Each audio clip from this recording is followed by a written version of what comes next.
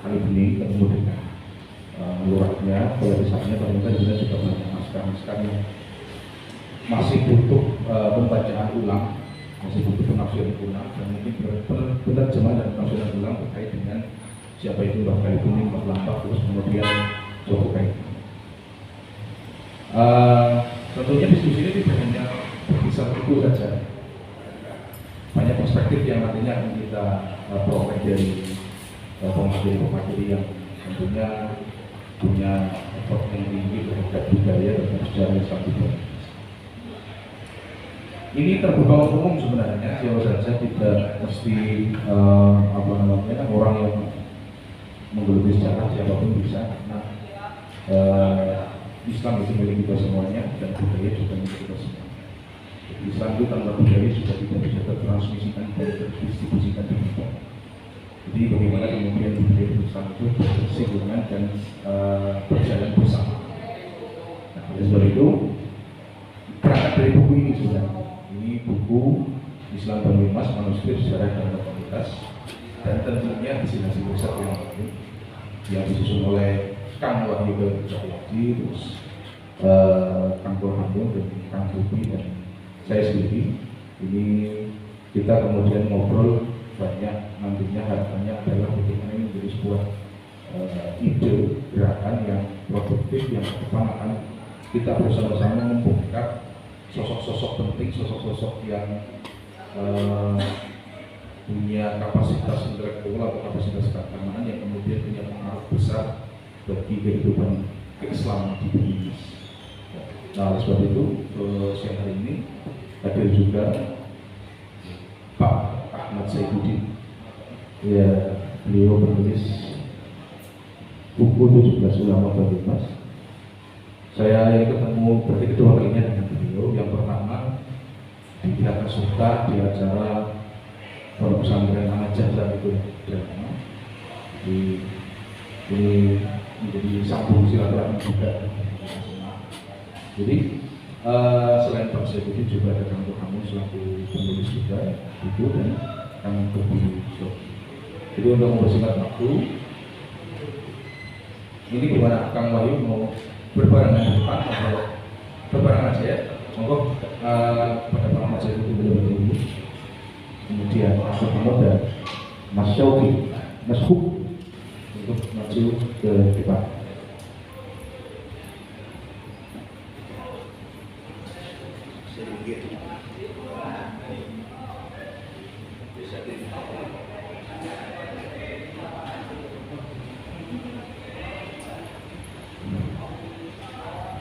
Tentunya nanti teman-teman yang hadir di sini bisa memberi data, memberi informasi, mungkin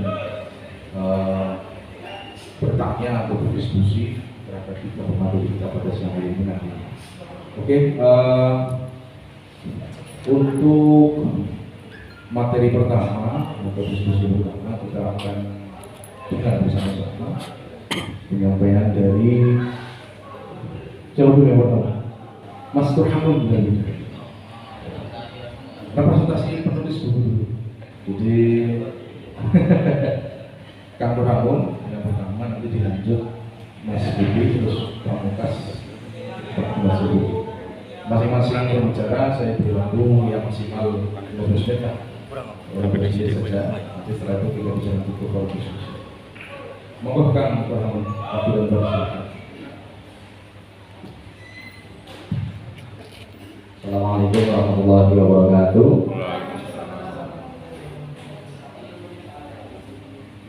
Lama agak berdiskusi tentang lokalitas. Jadi naluri awalnya saya tadi mau bilang apa? Awal mahasiswa. Sudah sampai sih kita. Baik, yang saya hormati, biasanya dipanggil apa Kang Wahyu? Saya ngomong ya. Enggak, biarnya Pak Ahmad Saifuddin, kemudian ada Kang Uki dan Kang Wahyu Kuadrat, satu lagi. Terima kasih atas waktu yang telah diberikan dan kesempatan berkaitan dengan kita membincang mengenai bicara tentang Islam Banyumas atau kemudian beberapa hal berkaitan dengan lokalitas. Sebetulnya kalau pada konteks ini ketika saya dihubungi, saya dekat juga itu sebetulnya.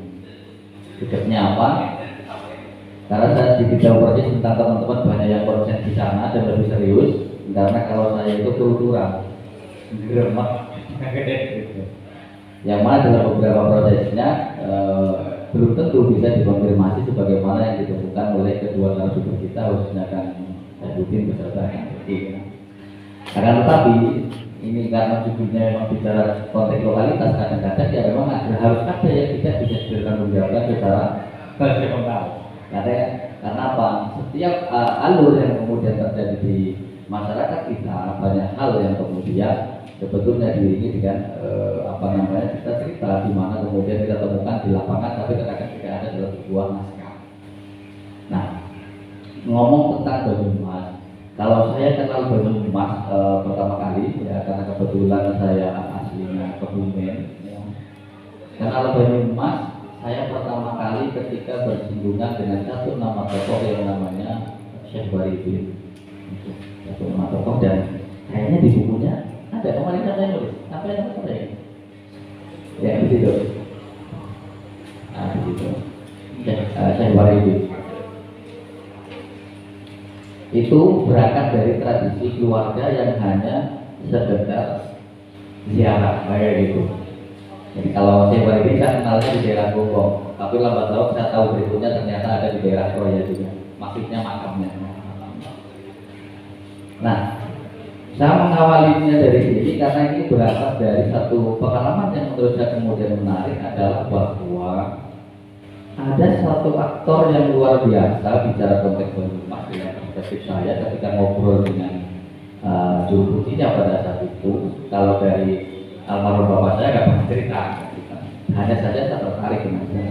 Sehingga ketika kemana saya kemudian berkunjung atau berziarah itu seringkali ngobrol tentang seputar sang aktor, karena bagi saya itu yang lebih menarik. Gitu.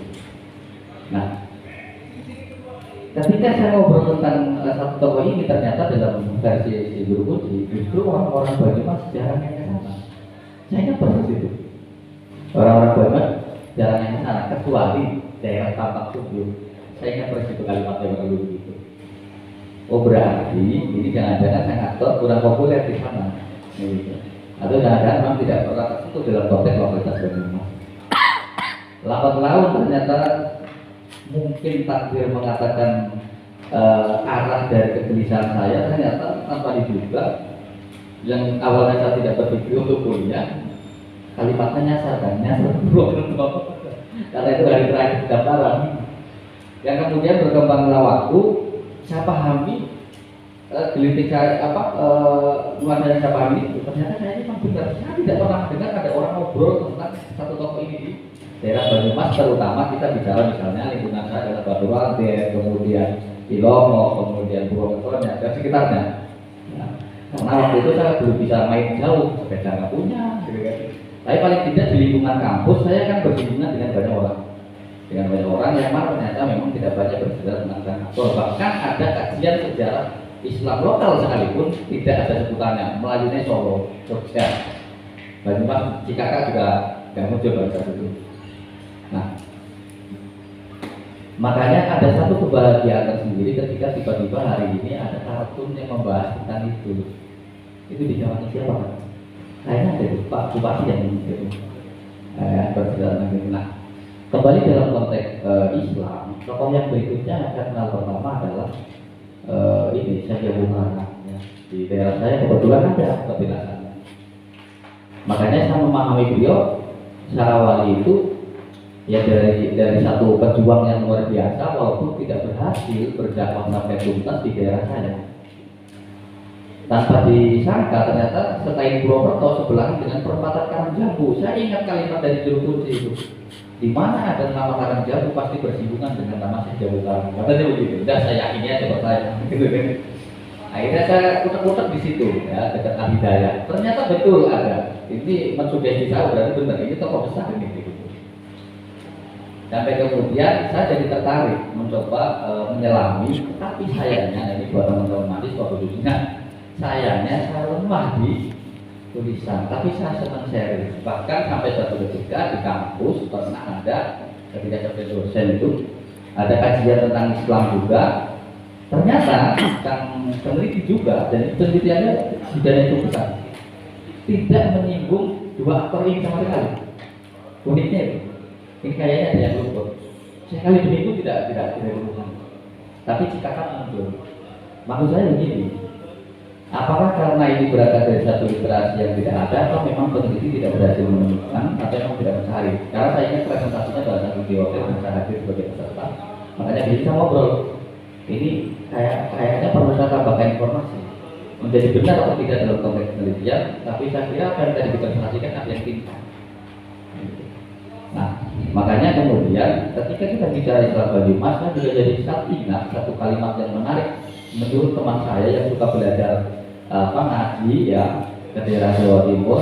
Ada kalimat yang menarik begini kan, saya dulu dari teman saya main jauh-jauh sampai Jawa Timur mau ngaji, kata orang Jawa Timur dia itu malah justru bilang begini kan, ngapain kesini di Banyumas aja, karena dia tahu Banyumas. Alasannya apa? Kalau di Jawa Timur untuk dakwah saja kita pakai berantem, tapi orang Banyumas nggak ada itu, nggak mau berantem. Berarti lebih sepi mas, pulang aja kan gitu. Artinya tidak memunculkan sisi konflik yang cukup luar biasa seperti halnya ketika kita memotret misalnya bagaimana ada di Jawa Timur, kemudian cerita heroiknya beberapa kali di Jawa Timur, gitu kan? Di sini nyaris tidak ditemukan kecuali satu cerita tentang Syekh dengan Syekh Maulana Mas Widi dalam kacamata saya. Tapi dari perspektif yang kemudian saya tangkap ini bukan tentang bicara tentang keluarga, tetapi bagaimana orang bisa menerima satu pesan yang disampaikan, bukan tentang satu berubah berantem. Tapi versi Jawa Timur sama yakin yang sama saat itu ya berantem. Tapi di Banyumas justru esensi daripada konteks keislaman ini sudah bukan tentang sebuah laku yang terlihat secara kasat mata dalam arti sebagai sebuah pengalaman, tetapi sebagai sebuah nilai yang sudah menyatu dengan pengaruhnya, menyatu sehingga apa yang muncul dari Islam lokal Banyumas pada konteks itu saya akhirnya memahami bahwa apa yang diungkapkan itu adalah sebuah nilai spiritualitas yang tinggi dalam hal Islam, bukan sekedar sebagai satu simbol yang kita pahami rukun Islam dan rukun iman. Nah ini kan resep.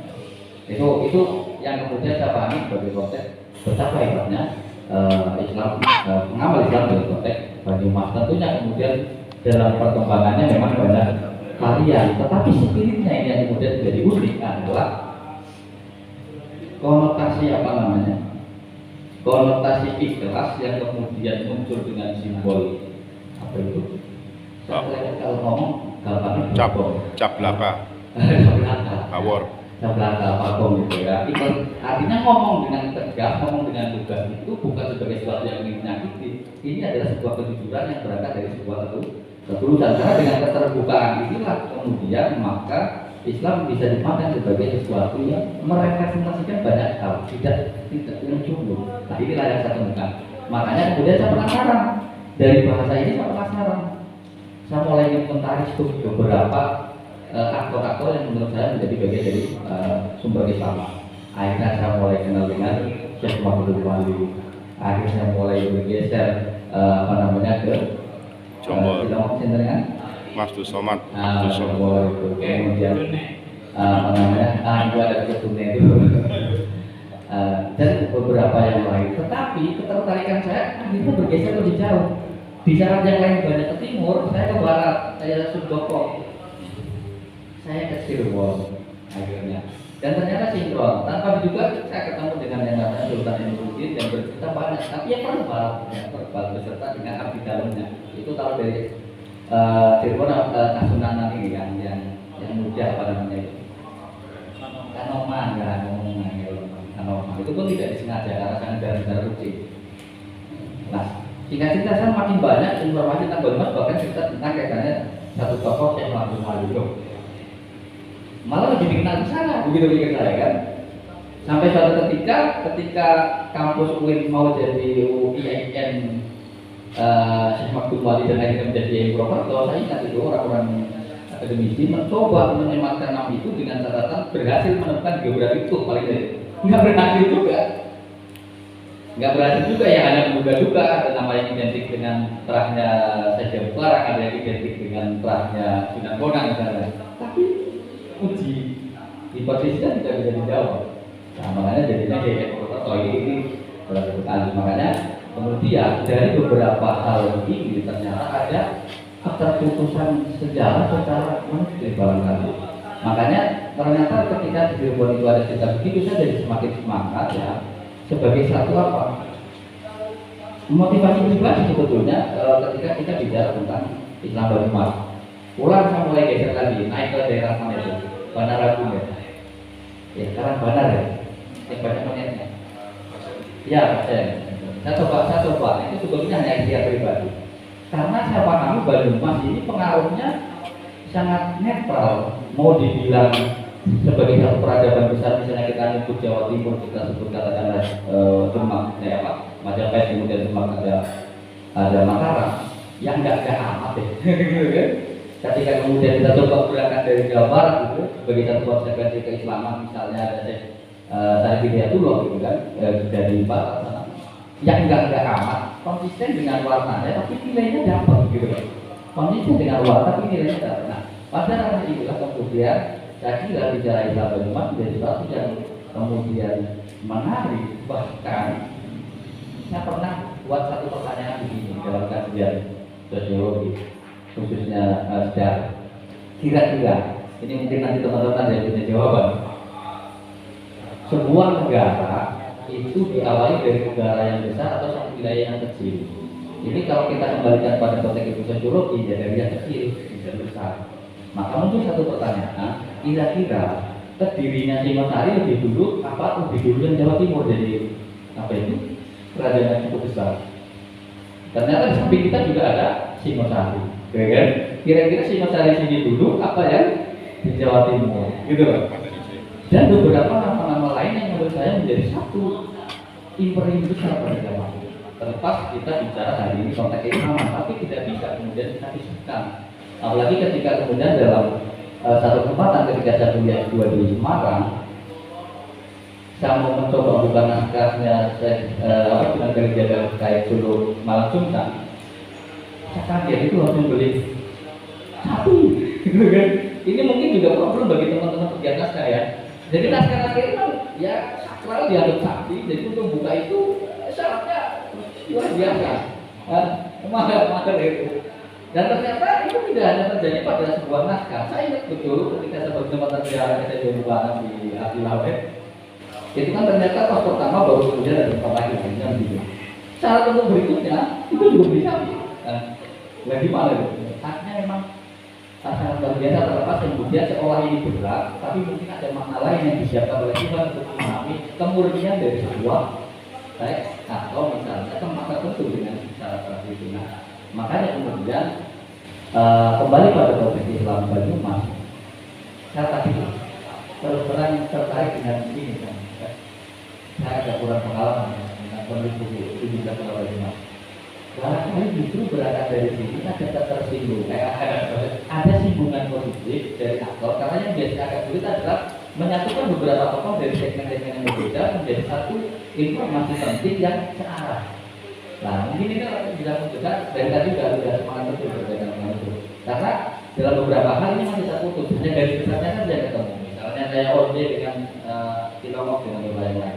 Nah, akan tetapi dalam ranah gerakan keislaman, katakanlah kita ambil satu dari Syekhul Hakim. Ini juga kayaknya banyak yang terputus. Ya. Karena kalau yang agak populer gerakan Islam dengan tarekat kan kita pahami ya yang diwakil dengan teman-teman ulama dari Toraja. Tetapi apakah berangkat dari satu gerakan, apa kultur yang tidak menyatu lah, ini mungkin nanti yang akan bisa dikaji lebih jauh, mengingat Islam Banyumas sebagai satu warna yang unik tanpa kemudian keluar dari esensi keislaman itu sendiri. Saya kira itu awal. Terima kasih sekali. Baik, terima kasih Kang Bung. Baik, itu yang disampaikan Kang Bung terkait dengan bagaimana sosok atau persona-persona yang punya pengaruh besar dalam konteks dunia pendidikan dan Banyumas. Ada beberapa yang tadi Kang Bung sebut di Jasa dan Berlebih yang tentunya kurang disentuh atau bagaimana pola gerakan atau mungkin bahkan beliau pernah menulis dalam manuskripnya teksnya yang kemudian perlu kita lacak ke depannya tentunya begitu. Baik, lanjut pembicara yang kedua akan Ibu Yofi. Monggo waktu dan sudah silakan. Terima kasih atas kesempatannya. Dalam kesempatan ini saya ingin membincang mengenai buku manuskrip sejarah dan lokalitas. Ini sebelumnya dalam pembentukan buku ini kami itu berangkat dari suatu kebenaran yang sama, bahwasanya kalau kita berbicara tentang Banyumas itu sejarah hanya baru dituliskan dalam perspektif barat. Bahkan kemudian untuk menceritakan tentang Islamisasi Banyumas itu belum saya dapati atau kami dapati yang menurut tentang Islam Banyumas. Ya, versi barat itu hanya hanya menceritakan tentang perubahan politik, kemudian peralihan kekuasaan, sehingga untuk kemudian membicarakan Islam itu belum tersentuh. Nah, pasalnya kami itu tergerak untuk kemudian menulis tentang Islamisasi Banyumas. Dan dalam buku ini boleh dikatakan kami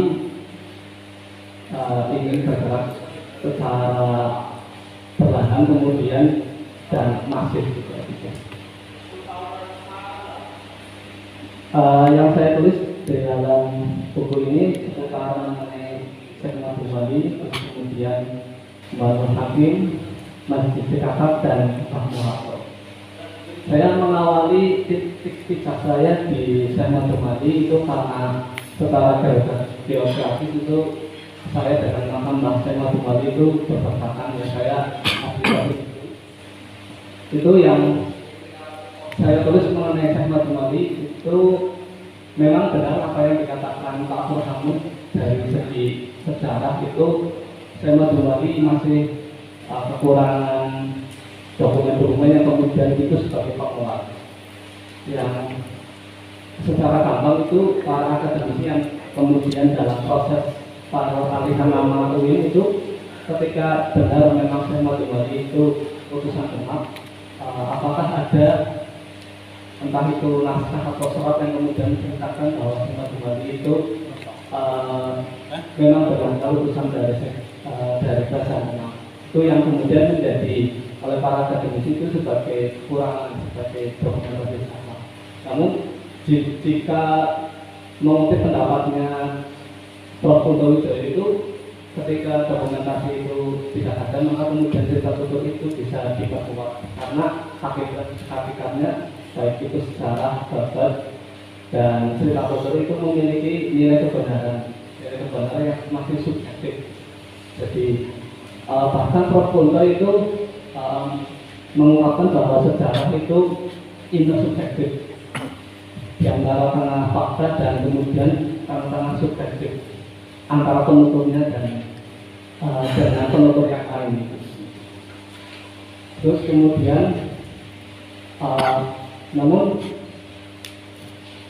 saya membuat itu mungkin bagi saya itu hanya kekurangan dokumentasi, karena jika ditengok dari kemudian kepopuleran nama itu kemudian dan di beberapa buku itu disediakan bahwa dalam kondisi Islamisasi itu kan yang Syekh Mangkubung itu mengalami proses Islamisasi melalui Syekh Mangkubung. Jadi kalau dikatakan bahwasanya Islamisasi di Banyumas itu menurut versi Babat itu pertama kali Islam hadir di Pasir Buku itu dengan utusan teman. Saya menulis itu mengenai Syekh Abdul Wali dan memang beberapa sumber-sumber sejarah yang otoritatif itu belum banyak ditemukan dan masih menjadi kendala. Terus kemudian saya menulis tentang Syekh Nur Hakim yang kebetulan memang tidak jauh dari letak geografis saya. Itu Syekh Nur Hakim pernah ditulis dalam catatan Belanda itu yang penulisnya Karl Lasker. itu beliau dikatakan sebagai penyebar tarekat Sufi di Jawa yang meliputi ada 3 menurut Al-Standri itu Syekhul Hakim, terus kemudian Syekh Hasan Maulana Tengkong dan Kiai Mandala kalau tidak salah dari Raja Wanakurban. Nah, itu versi dari Karl Standri orang Belanda. Dan tulisan Karl Standri hanya kemudian mengulas sosok Syekhul Hakim itu hanya 3 lembar itu, jadi agak singkat. Dan ketika saya melakukan wawancara dengan Guru Kursi kemudian keturunannya itu memang sangat minim dokumen. Nah, yang saya agak sayangkan juga bahwasanya Syekhul Hakim itu meninggalkan manuskrip, dan itu menjadi tradisi orang-orang tarekat Sakarya itu pasti mempunyai naskah-naskah manuskrip. Nah, itu konon katanya sudah raib semua oleh Belanda di Papua. Jadi ada pemusnahan. Karena kalau melihat konteksnya Syekhul Hakim itu, beliau itu seorang pejuang yang diparuh abad ke-18-19-20-an, era-era akhir perang Diponegoro itu beliau melancarkan aksi-aksi yang membuat perang Belanda. Terus ada juga tulisan dari Pak Santos tadi yang kemudian menuliskan Syekhul Hakim dalam perspektif perlawanan terhadap kolonial. Beliau itu menentang pendirian pabrik gula, dan bahkan beliau ini sempat diasinasikan oleh Belanda. Kebetulan saya berjejaring di Facebook itu ada komunitas background dari Banyuwangi. Itu salah satu cerita itu beliau juga pernah diasingkan di Banyuwangi. Dan saya kemarin sudah menghubungi beliau dari komunitas background, coba diteliti ini barangkali kemudian bisa menjadi bahan informasi dan melatasi sejarah dari Syekhul Hakim. Barangkali apakah kemudian masih meninggalkan manuskrip, kemudian di sana apakah meninggalkan kaum Sakarya. Nah, terus kemudian saya menulis tentang Masjid Cikakak dan hasanah dari keislaman di sana. Nah, yang keunikannya adalah selama ini kita mengklaim bahwasanya praktik agama di sekarang itu sifatnya seperti aboge atau apa gitu. Nah, setelah saya telusuri sebenarnya di sana itu ada 2 corak keagamaan, yakni yang Islam aboge penganut murni, kemudian ada yang sudah tetap memakai hitungan aboge, cuma kemudian bertarekat Sakarya. Terus saya tanya tentang proses Islamisasi di situ, jadi berawal dari Mbah Tholeh, dan ini Mbah Tholeh kalau di beberapa debat baik itu Mu'tazilah, beberapa saya baca karyanya Prof. Sugeng, Pak Anjel, itu memang beliau turut dalam proses Islamisasi Banyumas dari era zaman Majapahit itu menurut versi Bapak. Terus kemudian proses penyebaran tasawuf itu digagas oleh Syekhul Hakim yang ceritanya itu menyebarkan atau menyebarluaskan paham Sakarya itu. Nah, itu ada keterikatan. Terus kemudian praktik-praktik ibadahnya itu masih tetap. Bahkan kalau mungkin ini saya masih baru pernah ke sana, jadi pernah kaget itu. Jadi saya pernah ke sana untuk sholat Jumat. Nah, di sana itu sholat Jumatnya unik. Pertama ada 4, itu ada pertama dilakukan oleh 4 orang itu berjajar memakai putih itu secara bareng. Adanya 4 orang itu berjajar ada bareng. Terus kemudian ada ritus pembacaan sholawat yang kemudian diiringi dengan genderu beduk itu, diiringi beduk. Terus kemudian naskah khutbahnya itu berbahasa Arab dan kelengkapannya itu sudah ada dari zaman Kiai Tholeh dan masih dipakai terus. Jadi full bahasa Arab. Terus kemudian setelah sholat Jumat itu dilaksanakan sholat zuhur, bahkan sholat ba'diyah zuhur, ba'diyah Jumat itu secara bersamaan bersama. Jadi di sana setelah sholat Jumat ada sholat zuhur secara bersamaan. Dan saya menanyakan kepada para jamaah itu mereka sedikit enggan atau ya dalam tanda kutip kayak menutupi. Terus kemudian saya baca beberapa sumber dari Ginanjar Saban itu konon polemik sholat Jumat kemudian zuhur itu ada di zaman Imam Nawawi Banten. Nah, di situ ada dua pendapat, katanya kalau khutbah Jumat itu baiknya pakai bahasa Arab. Terus kemudian ada polemik yang kemudian boleh diterjemah. Nah, pendapatnya Syekh Nawawi Banten kurang lebih begini: jika sholat Jumat tetap baiknya pakai bahasa Arab, kemudian meskipun para jamaahnya itu tidak bisa bahasa Arab, maka ditambahi dengan sholat zuhur berjamaah. Itu kurang lebih seperti itu tafsir dari Imam Nawawi Banten. Itu tentang Islamisasi di Jakarta.